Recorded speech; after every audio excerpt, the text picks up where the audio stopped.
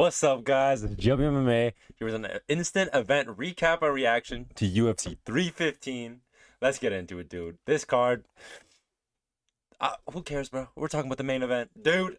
This fight was so good. This fight was so nice. And you happy, Jack? Are you happy? You rude Ilya versus Islam, really? No, who gives a fuck? We're living in the Jack Della Maddalena era now. And I know I got this pick wrong. Hey, I'm going to cope by saying I went 8-4 tonight before I get any flame about having this pick wrong. This fight, incredible though. We'll break it down round by round, then talk about the fallout of it in a sec. Round one. The second round one ended, by the way. It was like, is this shit really happening? Come on, give it to round two. Give it to round two. Maybe we'll all shoot.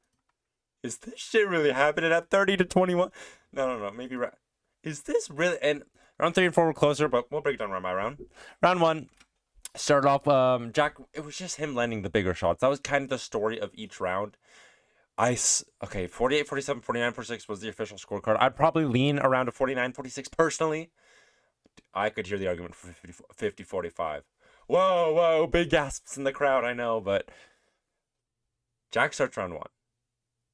The jabs are working. He's going for the leg kick. It's not landing. It's a pretty risky shot to go for against Belal. But as the fight showed, apparently barely any threat of the takedown for him, right? He's landing this jab.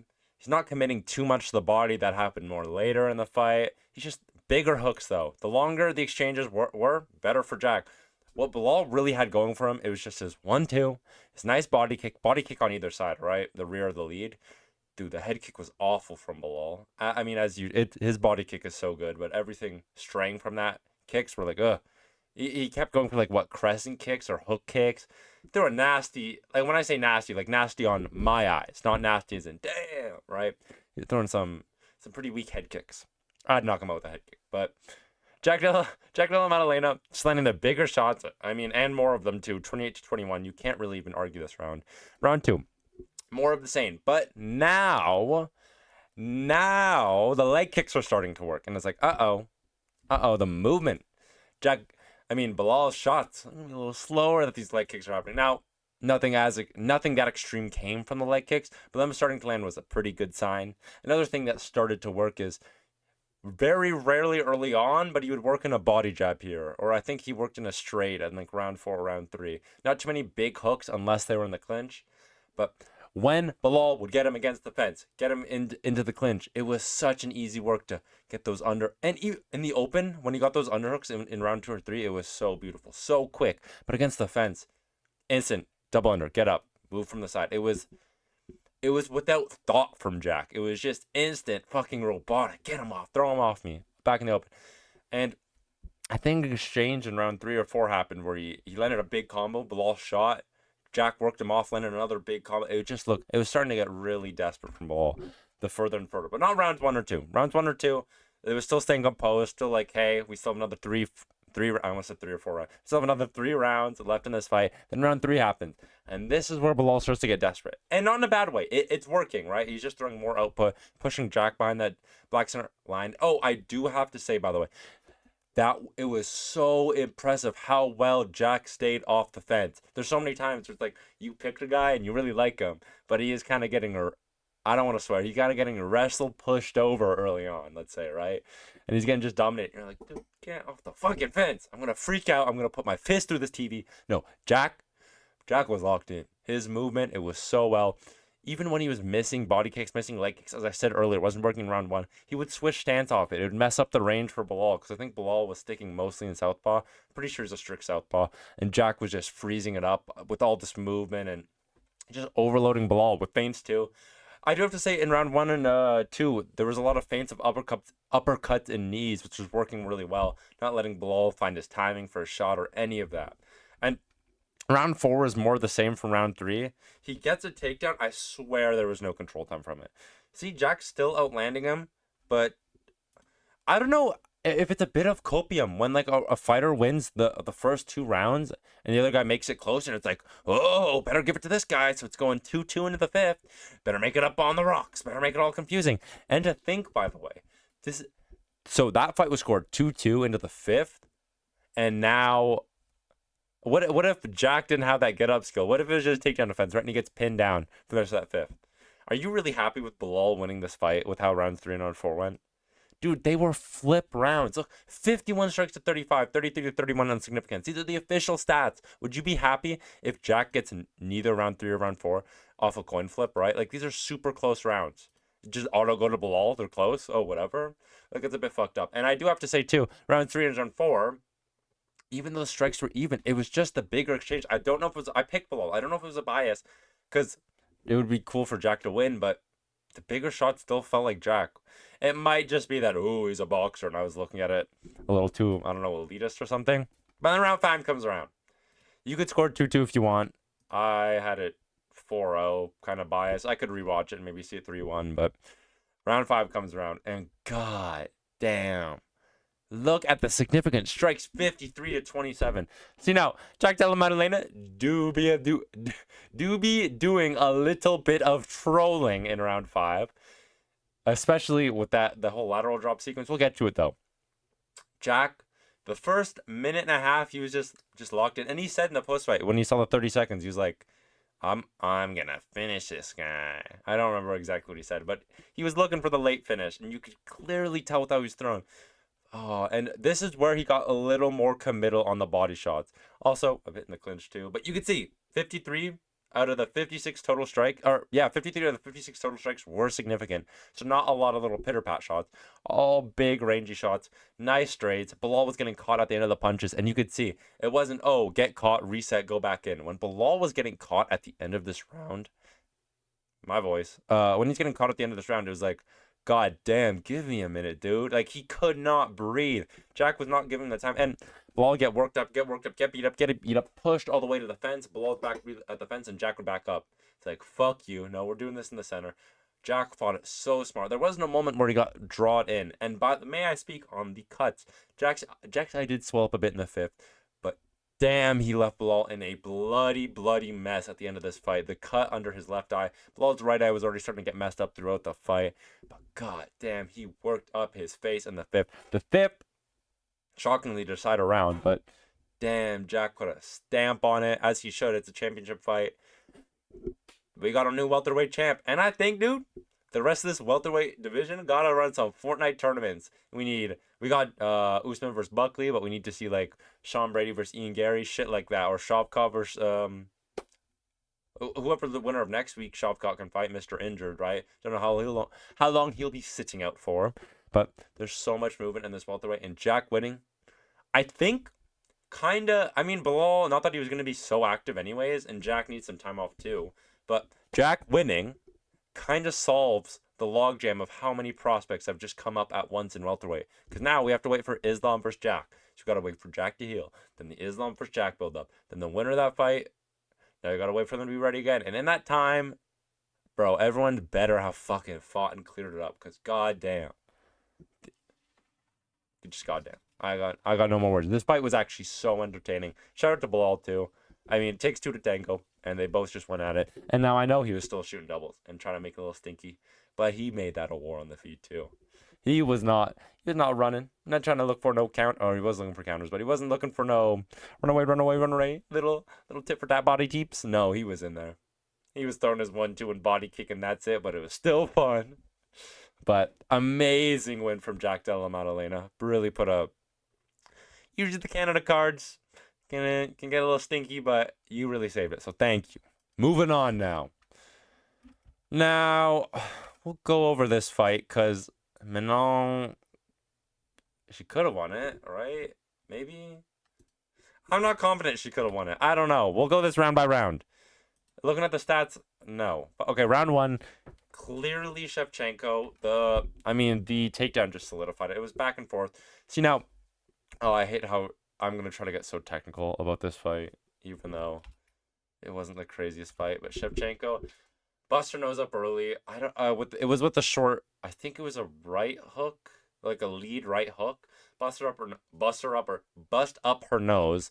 Manon's only tool, it felt like this round, was either working behind a jab, which I mean everyone has at this point, right? Or just spamming lead kicks. And this is all she did for the fight. Was there moments where she threw rear kicks? It was just lead kick to the body, lead kick to the head. Nothing committal to the legs ever from Manon. And she just kept doing it, and she got a lead head kick call. Of course, she was just spamming it. Got pushed over on the ground, taken down. It was a pretty easy stamp, like 2.5 minutes for Valentina controlling the round. Round 2 starts. Pretty clear. 1-0 for Valentina, right? Round 2 starts. Oh, Manon. I think this is the round with the reversal.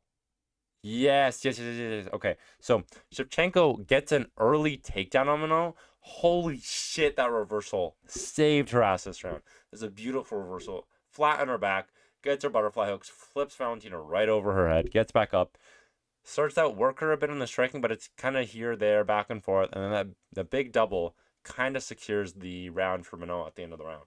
I don't know why I said it twice, but gets her on top, gets some good shots from that little Dagestani leg iron. Oh, really showed her up there. Hit her with the Dagestani leg iron. And then round ends, pretty clear, 1-1. We're going to the third. This round was so dead even. Holy shit. It was really just what you favored on. Valentina landed a nice big spinning kick. I think she landed quite a bit in this fight, but big spinning kick to the body, nice jabs versus knees to the body in the clinch. Nice knees from Manon. I'm not saying they were shit or anything, but it's just really what you valued more. And also, I think Manon ended the round holding her waist, kneeing her on the thigh, really not doing much, but total strike numbers clearly weighing in the favor of Valentina. So, I mean, I scored this live for Manon, but I thought it was a complete flip round. I wasn't mad at the score or anything. But in hindsight, looking at the stats, probably 2-1 Valentina at this point. I'm about to score. This could be 4-1 Valentina. It probably should be, honestly. But this round happens pretty even. I mean, Valentina's ahead. Lands a good spinning back fist. Or was that last round? She landed some good spinning back fist and good spinning body kicks with this fight. But good spinning back fist, has her at range, gets a takedown. I don't think there's much control from this takedown in this round. It's back and forth, not much happening. I think Valentina clearly had the lead, though, and then the knockdown. The knockdown just cemented it. And it's like, of course, the knockdown's going to happen at the end of a round where you're clearly winning. Like, it couldn't have happened in a draw round where you really needed it. No, it had to be in the round. You're clearly winning. Wow, just what I needed. Nothing at all. But still a big round. Manon looked fucking shocked. She had no just having these like weird panic, little shrivel up face winces on the ground. It's like, hey man, lock in. 3 more seconds for the round. No, but I get it. Knockdown. It was a nice Valentina threw a nice lead hook, kind of caught the shoulder of Manon, then another nice lead hook straight to the like mouth nose area. Drops Manon pretty bad. Round 5. This round was literally nothing. I had it for Manon, and that's why I had it 48-47. But in hindsight, Valentina wins round 3, Manon wins round 5, I think, and it's 48-47 Valentina that way. But it was really just Manon landing more knees to the body in the clinch. She was spamming clinches. By the way, as I said in the first round, and throughout this entire fight, lead kick to the body, lead kick to the head. Sometimes it would graze. Manon did a good job landing elbows on the break from the clinch, but it was getting too predictable. And Valentina spun once. Manon was like, oh, I read that shit. Spun again. Fucking clocked her right in the head, as she deserved. And I would even say the more significant strikes again were landed by Valentina this round, even though now clearly Manon outstruck her. So give her the 5th round. But even, this is another flip round. 4-1 Valentina or 3-2 Valentina. But yeah, honestly, this is kind of, in hindsight, kind of more clear Valentina. But let's move on. Because, not that fight was entertaining. I don't need to be talking about it anymore. Now, this fight, on the other hand, had the drama. Had what I was looking for, just like that main event. And you look at the total strikes, and you're going, damn. There was talks about some bit of a robbery. No, not at all. And honestly, 30-27. No, I'm joking. Not 30-27. I'm going to get too carried away. But around what happens? Aldo is, for like the first 4 minutes, Aldo is just picking him at range. Not that there's anything like big or, oh, he's destroying him. It was more like, oh, one big shot, wait 30 seconds, big body hook, and you got hit with a jab. It was just bigger shot for smaller shot or bigger shot and none at all. And then that last minute and a half, Aiemann Zahabi was like, pressure time, bitch. And it was all go from then. It was push him. And it wasn't like push him with anything committal. It was just get Aldo against the fence and reactive. And Aldo was reacting. And it clearly came to bite him at the end of the third. But he made Aldo bite. And even though the exchange was pretty back and forth, even Zahabi was landing a little more, but still Aldo takes the round for just landing the bigger shots throughout it. And I will say, Zahabi did an outstanding job dodging the knee. But we'll get to that a little later in round 3. Round 2 happens. It's more of the same, and it felt... Here's the thing. They showed on the official stats that Aldo was ahead. It felt like Zahabi was just ahead, though. I think they showed 28-22 in favor of Aldo. Not feel like that at all, though. Dude, I just remembered it was her retirement. I'm so sad now. Dude. God damn if your eyes weren't tearing up during that retirement. But round 2, I think not clearly Zahabi, but it's just Zahabi favored. He did more, stunk it up a bit, but his round and the pace was picking up. I'm not saying stunk it up a bit in the way like it was a shit fight. He was just outdoing him, but no crazy moments. He was just outworking him. And then you felt in round 3 that shit paid off, but it more paid off from how Aldo started it. So Aldo starts it. Cracks him with the big hook, right? Has him stumbling, fumbling all over the place. He gets against the fence and soccer kicks his ass, dude. He sends him flying like a UFC 2 animation. He looked fucking... And shout out to Zahabi, because holy fuck, if some hood rat Brazilian soccer kicked me in the head, I wouldn't wake up. I wouldn't be alive anymore. The fight he had to get up from that, and by the way, get knocked down again after stumbling into the fence. And now it wasn't as bad, and he was clearly like recovering, getting a better shot or better space. Still though, gets dropped again, hurt against the fence, takes another knee. This one looks a lot more grazing. Gets back up, and although I was like, oh, looks up at the clock, and it's, oh wait, shit, I just blew everything out. There's another 3.5 minutes left of this round. Gets freaked out, shoots a really desperate takedown. Because if you remember the last few Aldo fights, that's how he's rode out. And that's how I picked Aldo. And I was like, he's going to hurt him, ride out the decision on top. He did not get on top this time. Aiemann Zahabi was too locked in for that. Is aware of the takedown. Aldo shoots it lazy, gets on bottom. And Zahabi takes the top position. Now, maybe would it have been smarter to just stand with Aldo? I don't know, because it's safer. It's just safer to try to grapple with him. But then again, maybe you finish him with body shots. He was so broken. That weight cut clearly killed him a bit, right? But Zahabi fights Aldo. On the ground. Aldo starts hooking the gloves. Kind of doing a bitch-made strat. He's a legend, so I'm not going to spit in his face on his legacy retirement fight, but he was hooking the gloves. And he hooks the gloves, and Zahabi's complaining. And he's like, dude, fucking punch him in the face. I don't care. You have 2 arms. He's hooking one in front of you. But he gets it out. And you hear GSP in it. Oh, French Canadian. Elbow. Fuck, it worked. Dude, I swear it stole him this fight. Because you could probably argue an Aldo round. If no visible damage, doesn't keep up the output. He's just throwing these soy hammer fists or whatever. But those elbows fucked up Aldo's face so bad. Cut him right in the forehead, right? Bruised up his cheek real bad. He just had him look like old hamburger meat face, right? Just over and over again, elbow after elbow. And he just rode that shit out. And that was actually very impressive. Shout out to Zahabi. I mean, he kind of just earned the win. I'm not going to lie. Like, he kind of put in that work and deserved it. Come on, bro. It's a close fight given. And I know, fuck, if Aldo is not just so unlucky with these close fights, just getting handed to the other guy. No, and I think Zahabi won it. But can we throw a dog a bone here? Can we throw a robbery to an Aldo? Like, come on. It's like every time. Give this man one robbery. Come on, bro. But no, it's better for the sport. The right guy wins. Rip Aldo. He doesn't have it in him anymore. Truly, I mean, an icon. Dude, he's done so much for this sport. I remember. Do you guys remember back around like, when there's so many different guys you can throw in your pound for pound top 5. Or not top 5, like top 10. I remember though, it was always fucking, not in any order or anything, but it was always John Jones, GSP, Anderson Silva, Mighty Mouse, Aldo. That was the cemented top 5. No other name, no other touching, right? Then Holloway started working his way up and all the other guys, but dude, there was just that time, the fucking Aldo era to live through. I didn't live through the Aldo era prime, by the way, but I'm just saying, I caught the end wave of it, where he was still talking about this, oh, this great here, right? Shout out to Aldo, legendary career, putting his gloves down in Montreal, where he got that fucking first Hominick win, by the way. I think that was his first fight for the title, or one of the first.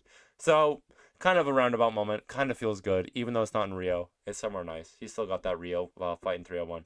Moving on. Fraud check, bitch. Get the fuck out of here. No. You weren't that good in the first place. Your time's up.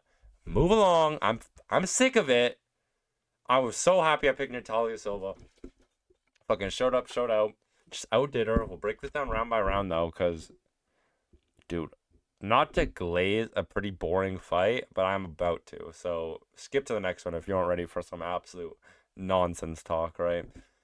So Grasso, she just loves to fucking stand there and witness what's going on in front of her and then kind of just overanalyze the situation. And by the way, the commentary glaze was pissing me off because Natália Silva, here, let's go around, was just outstriking her at the start of this round, right? And then Grasso lands one jab.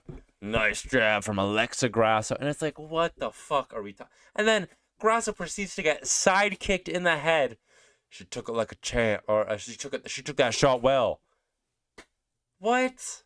Really? And then, dude, Grasso misses a takedown too, and I'm surprised we didn't get a compliment for that. Like, oh, her head got shoved in the canvas. Oh my God. Really did that like a champion. Left her big old makeup print in the ground like a champion. Get that shit out of here. Actually, Natália Silva just slightly outdoes her. It wasn't anything impressive. Landed one big side kick, but it was more of a jab, counter with a lead hook when Grasso overcommits on a combo. Just baiting her in with movement. More of the same for the second. Honestly, round was a lot closer than I thought. I felt like Natália Silva was ahead, and then a round comes. It goes for a big exchange, and Natália Silva got the better of that exchange and cut her slightly on the eye, but it's just very close round.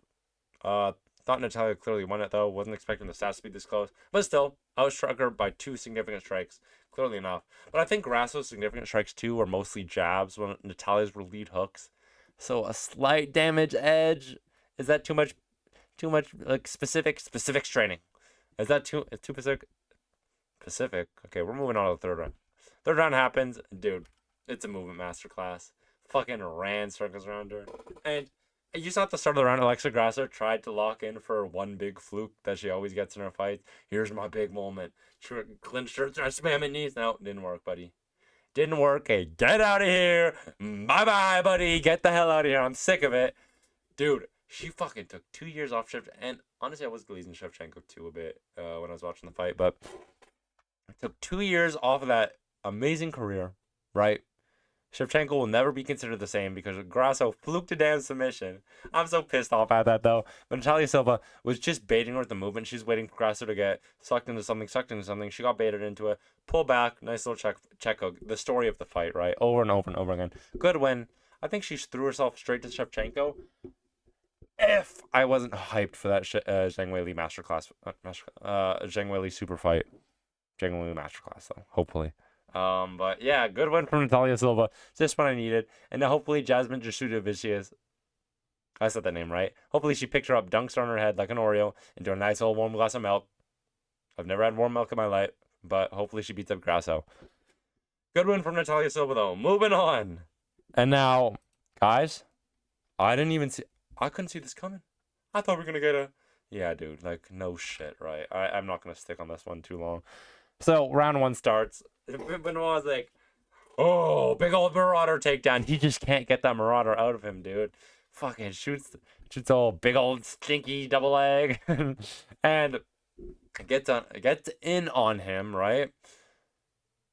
Gets him down right away, controls him. It's a kind of a stalemate position against the fence where he has one hook in. I think he works it into a body triangle, but just the positioning. You're never getting a rear naked choke the way they're angled against the fence there.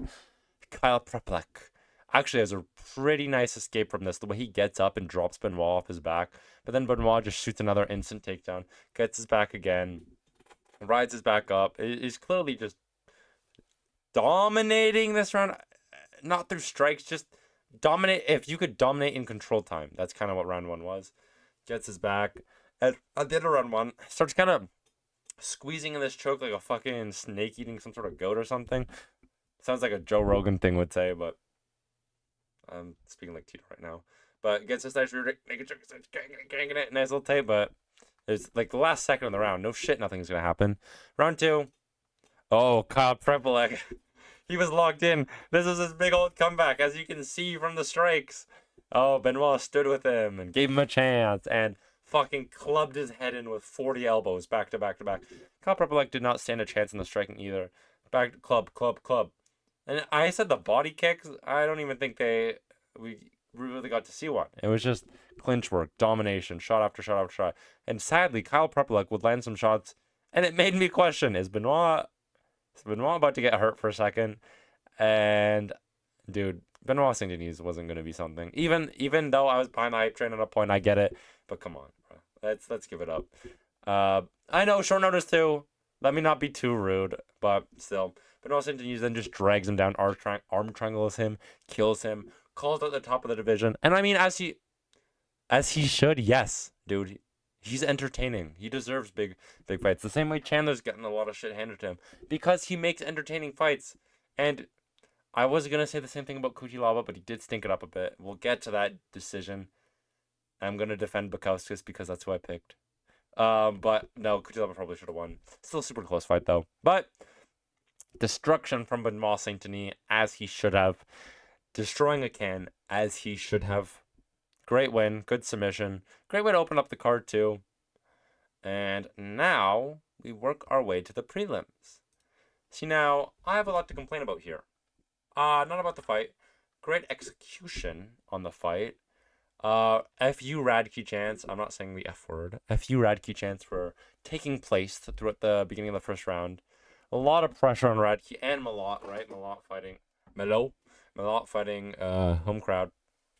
But Radtke kept pushing forward, which I found very weird because he's getting outstruck consistently. I don't know why you're trying to be on the front foot, catching shot after shot after shot. But I mean, trains with Belal, and Belal just did the same shit, didn't he? Right? But Radtke's pushing forward, just taking counter after counter. I think the strikes at the end of round 1 were 20-10. It's just a lot of good check hooks from Malott. It just was spinning Radtke's head around, and I picked Radtke. I was 7-0 on picks before this one. I really threw on this one, I'm gonna be honest. Radtke just kept engaging, and left hook for left hook, and of course Malott won round 2. Yeah, Radtke didn't land a single thing. Round 1 was just clear. Radtke tried to clinch a bit at the end, but it was just too much of a nothing burger to do anything to scare off Mike Malott. Malott drops him pretty bad. Not pretty bad, really bad. Not enough for his head to bounce or anything, but he's like, where the fuck am I? Malott falls into the ground, clubbing hammer fist, sends Radtke's mouthpiece flying, and sends him out cold for a second. Malott hits the nice knee pose celebration emote, and then, dude, I just have a head kick. He's the Canadian Michael Chandler, and I don't like it. Because Make Me Deaf and Mike Malott is an outstanding fighter. Fun, getting the finish outside of that Giles fight. I was being a little too hard on that Giles fight, right? But stand on. I know this is where everyone knows where this is going. Stand on guard for thee. I stood on guard for thee. I'm not about negativity. I'm about positivity. Right? I stand up for my country. I stand on guard for thee. Dude, like, get off the TikTok edits, buddy. Like, come on. Sorry. I'm still a little sick somehow. It's like, this guy is dunking on you, like complaining like, he booed my national anthem, I'm gonna make him pay. Talking so much shit about your country, and you got that cringe line to come up with, right? It's like he set you up for the big old slam dunk, and you just fell on your head and broke your neck. Like, really? Stand on guard for thee? And then, like, with all the stuff Radtke said, we couldn't say something rude back. Like, Canadian, I have to be positive. But, like, take out the American flag and start peeing on it. Right in the center of the angle. I piss on your flag, bro. Fuck you, light the flag on fire. And I'm being a little over the top, but come on, hit him with, with all respect after I beat this guy's ass. Hell no. The double champ does what the fuck he wants, right? Drop some lines. Hate on these bitches. But there is also too that Dana White is your president, so maybe don't like take a big old dookie on the USA. I don't know. There's also that, but solid win for Mike Malott. Doing a lot better than I predicted. I thought he was gonna get knocked out, but this is Mike Malott 2.0. This is a new fighter, I guess. Moving on. A lot of these prelims are gonna be pretty quick to get through, if I had to guess. I mean, just absolute round one domination from Jasmine Jasudavicius. Plays a bit of this outside game. Feeling out Jéssica. Jessica's not committing to too much. You can clearly tell Lance only 4 strikes in this entire fight. Then Jasmine shoots a nice double, switches it to a back take to throw Jéssica off, picks her up, slams her down, instantly is in control of the back. Hovers her, gets a better back position, better back position, locks in the rear naked choke. It's nothing more than easy. Jasmine just runs through her, and I'd love to see her not move up, but just move up in the division and fight an Alexa Grasso, someone with name. Honestly, is Jasmine versus Grasso not a good scheduled fight for Guadalajara? That card, dude. Guadalajara is just gonna be a ruined city name. The amount of times it's just been said. They announced that shit way too early, but I mean, great win from Jasmine. There's not much to say, and happy about it. I mean, she's been a consistently entertaining women's fighter. I actually show her some respect. She's shown up, shown out. I only say that because of that fucking Pop Smoke song or whatever, but I hate that. But just amazing win. There's really nothing to say about it. I don't know why I was so 50-50 on this fight. As if I was like, oh, Jéssica could hurt her though. She's been a little more consistent in the last few fights. No, this was the wrestling is still there to dominate her, and glad I picked it. Now, split decision. This one, breakdown round by round. We'll actually take our time with this one because see now live, I was like, what are you doing, Bukauskasi? You're down 2 rounds. But okay, we'll go over the other 2 rounds to make it obvious. Round 3, what the oh, okay, yeah. Round 3 is 54-22. Now, it's going to be, if you're just looking at this on the stats, it's going to be hard to convince you that Bukauskasi clearly wins the round. But the significant strikes, they were just so much better for Modestas, right? Like, it was big 1-2s that were clearly, like, stunning. Like, oh, fuck, Cutelaba has to reset after these shots. There was nothing Cutelaba was really landing other than, like, a spinning back kick. And I know, big spinning guy. He landed 2 compared to Bukauskasi is like, oh, big old 1-2, big old one. Like, he was consistently landing nice little blitzy karate 1-2 combos that were just stealing the round, right? And I think Cutelaba kind of not let it happen per se, but kind of rode with it a bit just because last 2 rounds, fuck, did I not clearly win them? But I think clear Bukauskasi round. Round 2. Now, one judge scored at 30-27 Bukauskasi, by the way. And you open your eyes and look at these stats and fathom how that's physically possible, right? Now, recommendation for that judge? You know that one Rage Against the Machine album cover where the guy lights himself on fire? Let's get to doing that real quick, dude. You cannot score fights if you think that's 30-27 because, like, 30-27 either way is kind of dumb. But by the way, I think the judge that scored it 2-1 Bukauskasi, making the split for him, I think he also scored the second for him. Like, I don't know what was going on. It was so bad. Clearly, Eon round, he was just landing nice big overhands here, nice straights there, working his weight against the fence, landing some big shots against the fence. The fight got so boring against the fence. A lot of boring shit in this fight happened. That's why it's kind of sucks debating a fight that sucks so much, right? It's just a lot of boring clinch exchanges. Cutelaba fell over a few times, I think in round 1 and round 2. If that's the reason they think Bukauskasi won, if they saw that as a knockdown or something, oh my god, that honestly might what it be. Because Cutelaba he was trying so hard to catch up to Bukauskasi running, right, and land some big shots, that he'd fall over doing this, or throw a big spinning head kick and fall over. But clearly wins round 2, just landing more shots, better shots, bigger shots, everything about this he should have won. Then round 1 happened. And I know he got outstruck, but I swear Bukauskasi landed the bigger shots.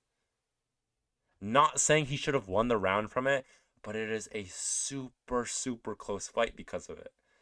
And if you had to have your big old pinpoint goggles and watch this on a super freaking frame by frame and pinpoint what this versus that, sure, maybe Cutelaba wins, but it is a super close fight, and visuals sometimes make everything.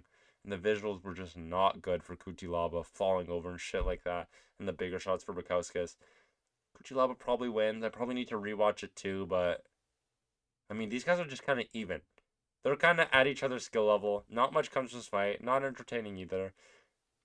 Uh, Good win from Bukauskasi, I guess, kind of. Not really, but moving on. Now how Stirling versus even Erslan. Dude, I know. I wanted to pick the even Erslan fraud check, but I knew he was just some bald-headed, bearded AI-generated freak. He's not a real human, dude. This guy is AI. He fights like he's AI-generated. He is the step above Tuco Tucos. Tuco Tucos. Just such an addicting name to say, right? He's the step above that, but doesn't make him any like better or shit. But Stirling does a bit of trolling, starts the first round off, spamming a lot of kicks. We'll go round by round because early on it felt close. Spamming a lot of kicks, not set up at all, as the commentating was saying. And some good jabs here and there too. But the kicks were really what stole this round. Some kicks to the leg, a lot of kicks to the body and head too that were blocked. Even Erslan would land the biggest shots of the round with like a big overhand here, a big clubbing straight. But it was just that big old club and caveman shots versus at least a nice technical leg kick. Ooh, this kind of felt like being super, super, super drunk and watching Yan versus Carlos Ulberg. That's the aura of this fight, right? But Navajo Sterling clearly takes the first. More of the same in the second, where Navajo Sterling is just like, dude, lock in.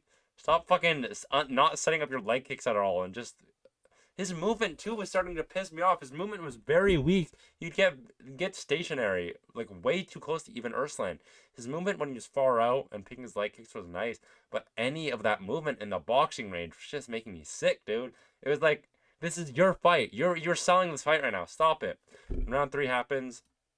Talk about selling a fight on both ends, I guess, because Navajo Sterling sold the finish, but even Erslan, which is okay. So boring, back and forth. Navajo Sterling starts it off with a wrestling masterclass out of nowhere. Not what I was expecting at all. I think he's used some wrestling early on too. But it's like, damn, this guy's locking in, showing off that he's like improved quite a bit. He's a new guy, new and improved guy. And then even Erslan was like, "There's no doubt, bruh." Then gets caught with a straight, should have been knocked out. Still fighting. Navajo Sterling's picking a shot. Even Erslan's trying to clinch, but still clearly hurt. Then just starts spam emoting when he's rocked, and it's like, hey.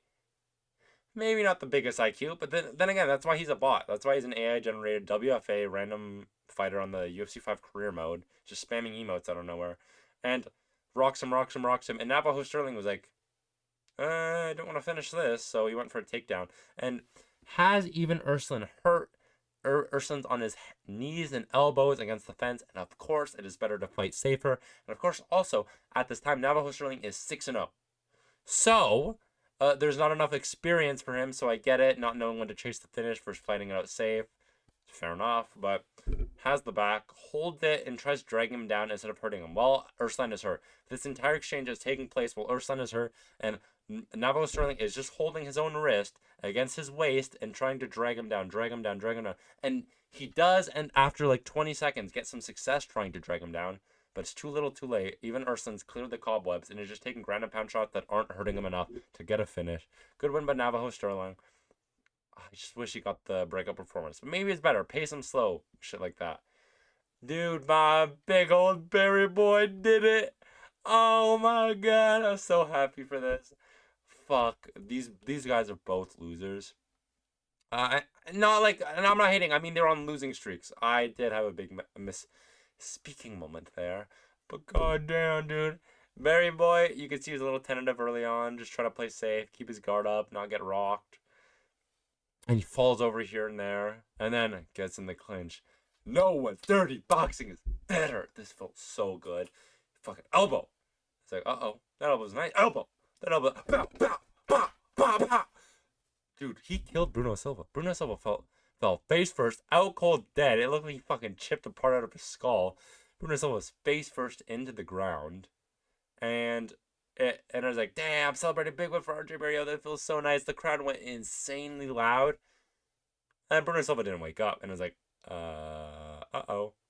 And then Bruno Silva still didn't wake up. And it was like, uh-oh. And then Bruno Silva was waking up, but like on his hands and knees and like disorientated and like, oh, my neck hurts. So they got up the stretcher, carried him out.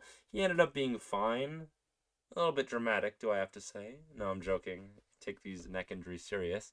But god damn, that felt good from Barry Boy, Marc-André Barrio, getting another win in the win column, showing that he's still a marauder. As Lucas Tracy said, the day one marauder. Damn, that one felt so nice. It's just happy endings, right? Honestly, that win, I know Jack Della Maddalena won on this card, but that win kind of was the best feeling win for me. I'm sorry, dude. It's the Barry Boy. Like, come on. But moving on. This fight was actually a dog fight. This fight was very impressive. Both of them, did they score a knockdown in their first for either? Yeah, no knockdown. DC was like, oh, but the knockdown, though.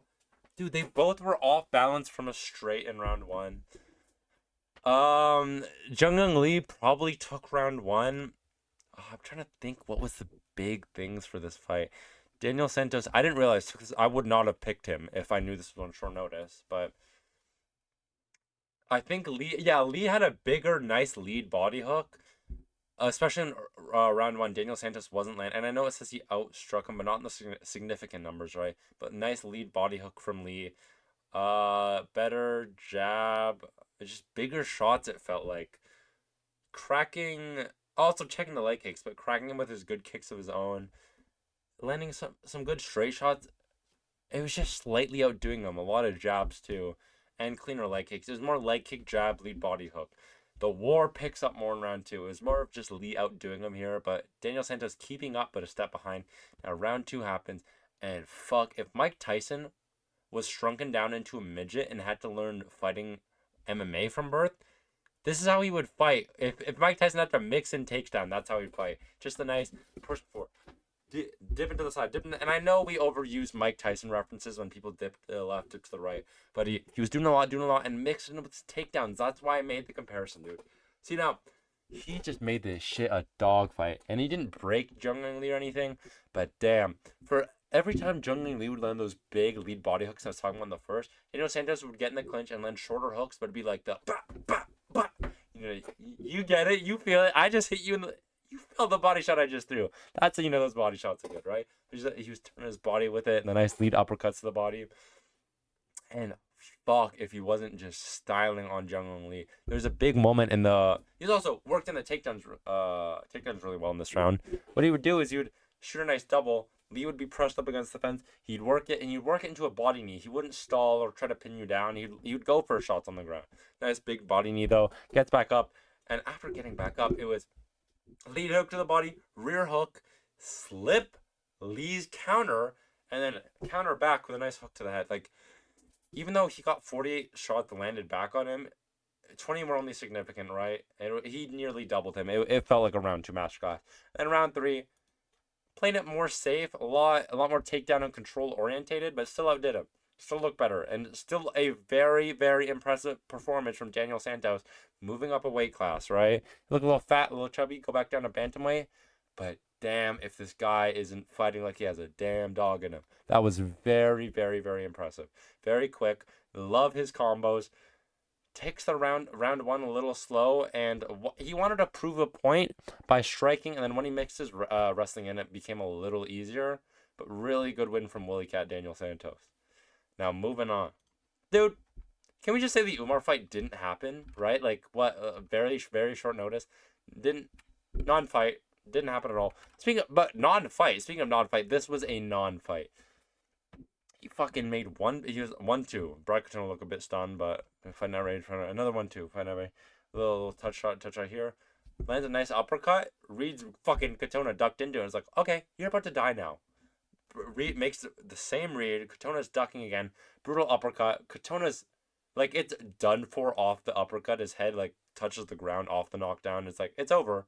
But no, we played out a bit more. 2 ground and pounds, and the ground and pound should have been let to happen, of course. Like, give the fighter the chance, but god damn, it was a nice brutal uppercut. And treat this guy. I know Brad Katona's a decent win. It's a better win than, at least I can remember Brad Katona. When I hear some of these other guys' names, I go, you're 3-3 in the, who are you? Brad Katona at least was like, oh, he lost to Garrett Armfield. He fought Gene Matsumoto, I think, right? And Bexat just finished him. Really slow roll Bexat. Pretend this is like a complete nobody, other debuting, like Dana White Contender Series kind of guy. Complete slow roll this win. He needs to build himself back up. We're gonna build him until no one remembers the Umar fight. That was very impressive. I think he's the young gun too of this division. Just solid. When you get wins like this, same with the Jasmine win, there's really not much to say other than very impressive. And fuck, he doesn't get to move in silence per se, and there's a lot of eyes on him because he got a big finish, but he doesn't get to put people on game with a striking style, right? The first the Umar fight, even though I said it didn't happen, forget about it. Barely any striking we got to see. Same with this, but he landed 8 strikes and brutally KO'd the guy. Very impressive. Now let me recap how I did on picks. 1-0, 2-0, 3-0, 4-0, 5-0, 6-0, 6-1, 7-1, 8-1, 8-2, 8-3, 8-4. See now, if maybe a bomb went off in that stadium, right after my big gal Natália Silva did a nice old masterclass on Alexa Grasso, 8-1, that sounds pretty good, and I think we could forget about it like that. But sadly, that's not what happened. I did go 8-4, but that's still really good. 2 picks, 2 wins for 1 loss, right? Come on, and I'm consistently right. And that goes to you, bro. Jenner MMA. I cooked your ass again, and I'll keep cooking your ass. Because I'm just so good at predictions. That's the thing. I hope I don't go like 1-12 next week or some bullshit. But thank you guys for watching. This has been my event reaction and recap. Peace out. They're a really fun event. Other than some stinkers. But yeah. Peace.